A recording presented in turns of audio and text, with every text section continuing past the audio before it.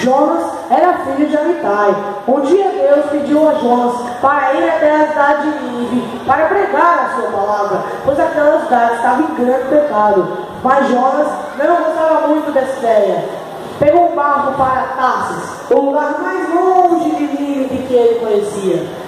Então Deus mandou um forte vento que se transformou em tempestade. E enquanto a tripulação jogava carga ao mar para aliviar o peso do barco, Jonas dormia tranquilamente no porão, até que lhe veio o capitão. Como consegues dormir com toda essa confusão? A essa altura Jonas já sabia que era tudo culpa dele, e disse: joguem-me ao mar, e ele se acalmará. E assim o fizeram, e o mar se acalmou.